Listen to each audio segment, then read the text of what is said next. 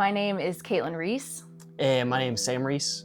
And our 2.5-year-old son, Monroe, was born with several congenital heart defects. Monroe's pregnancy was very similar to Gibbs' pregnancy, our first. We actually ended up having 2 anatomy scans. Both anatomy scans looked great, so we moved on as normal. I think one of my favorite things was Caitlin would always say about Monroe, he is a force. Like, he kicked different than Gibbs did. He had more energy than Gibbs did.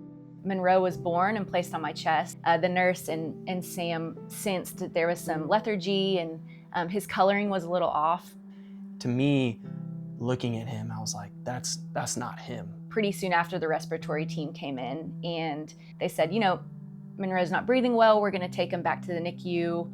Not sure what's going on, but we'll keep you guys posted. About 4 hours after, the neonatologist came in and basically said, we're trying to keep your son alive, so I don't have a lot of time to talk. And so that was just a really strange time when you haven't even had a chance to meet your newborn.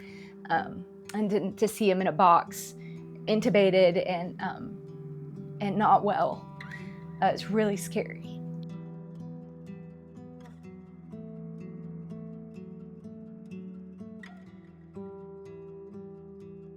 He's being wheeled away and they're taking him to another hospital. Caitlin's being wheeled away and they're taking her to another hospital. And I'm getting in my car alone. It is the most uncomfortable place to be in when you have no idea why your child is essentially dying. They bring him back and do you want to say hello? And do you want to say goodbye to him?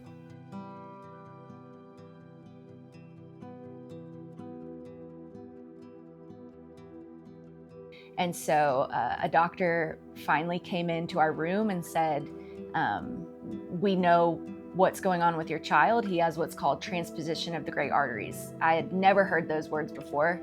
He will need open heart surgery. There is a helicopter flying from Charleston, South Carolina to Greenville right now to come pick him up and take him back to the hospital there. And we're just watching them, essentially pack him up into a helicopter, and we're like, okay, we need to say goodbye to him again.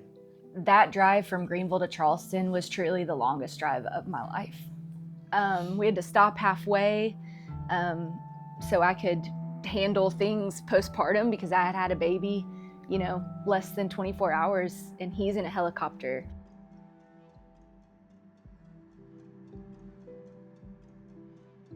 We were desperate. That 2 weeks, and even after that just, we were desperate for somebody to tell us he was okay. We were desperate to see him. The day of his open heart surgery was truly the longest day of my entire life. We said goodbye to him at 6 a.m. not knowing if that was the last time I would get to hold him.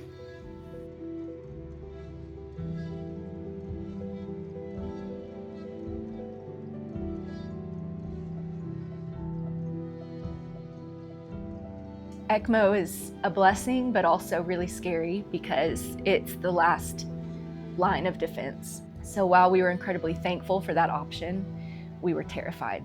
We kept saying in the hospital, just give Monroe a little time. Give him a little bit of time and watch him fight back. And that last time trial, he did. He showed up and he fought back, and he's been fighting back ever since. The first time we got to hold him after his open heart surgery was amazing. And now we're there and we can see the door and what that looks like, that we might make it out of here as a family, and we might get for him to come home and be a brother to Gibbs. My heart was here. He is wild, he is rambunctious, he's hilarious. Something that Sam and I say, he is truly joy-filled. He brings joy into every situation that he is in. He makes us laugh. He is always excited about whatever it is the next thing that we're gonna do. In so many ways, our life has changed for the better because it has opened up so many opportunities for us to help other families going through similar situations. It could be any of us. And I had no idea until it was my own son how much that meant. And what that is like, and how thankful I am that we are where we are. Monroe's surgery 20 years ago was not the same surgery, and it saved our son's life. and that's through funding and research. Congenital heart defects are the most common birth defect for all babies. That's 1 in 100 babies has a congenital heart defect. So I would just encourage you to support, to donate, to learn more, raise awareness if you can, because you are helping babies just like Monroe. If this can help a mom get her child's CHD diagnosis caught in utero as opposed to being surprised by it, that is everything to me. That's worth it to me.